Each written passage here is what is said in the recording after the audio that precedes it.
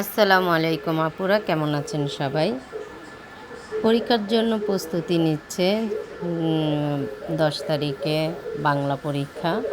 এর জন্য বারবার রিভিশন দিচ্ছে। এখানে প্র্যাকটিক্যাল খাতাটা আমরা দেখতেছি। প্র্যাকটিক্যাল খাতাটা রেডি হয় নাই, অনেকটা বাকি আছে। তো আমি উল্টে দেখতেছিলাম।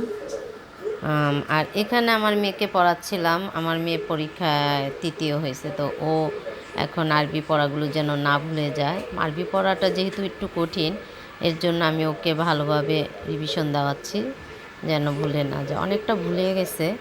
তো আমি চেষ্টা করতেছি ওকে সবগুলো রিভিশন দেওয়ানোর জন্য,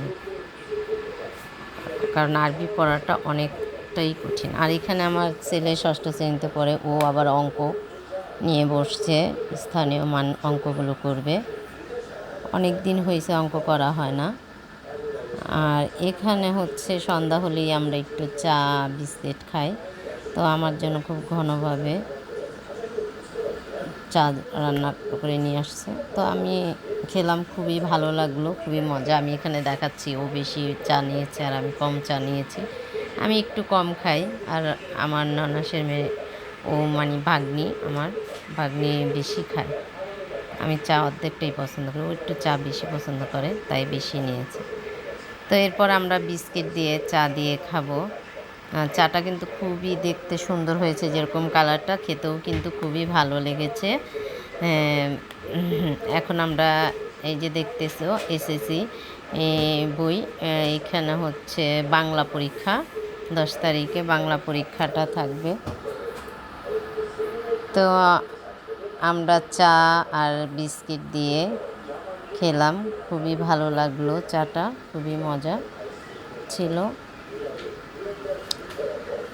আর এখানে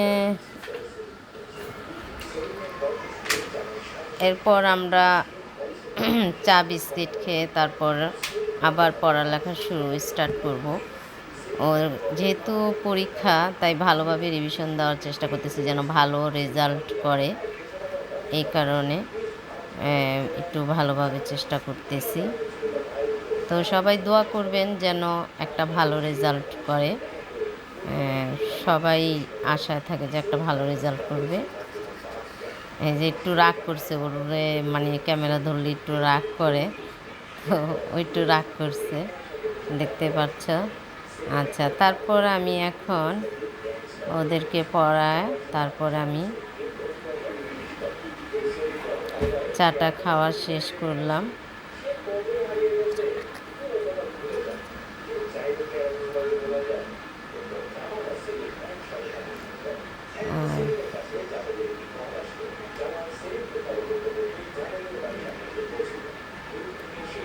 এরপর আমি স্কুলে গেলাম। স্কুলে যাওয়ার পর অনেক আধা ঘন্টা আগেই আমরা গিয়ে পৌঁছেছি। এর মধ্যে গার্ডিয়ানরা বসে আছে। এখান থেকে আমাদেরকে পানি দিল, বিস্কিট, কোক এগুলো দেওয়া হয়েছে। তখন আমি ছিলাম না, পরে গার্ডিয়ানরা বলল যে এগুলো দেওয়া হয়েছে। এই যে পরীক্ষা শেষে আমার ভাগ্নি এসে পড়েছে পরীক্ষা দিয়ে।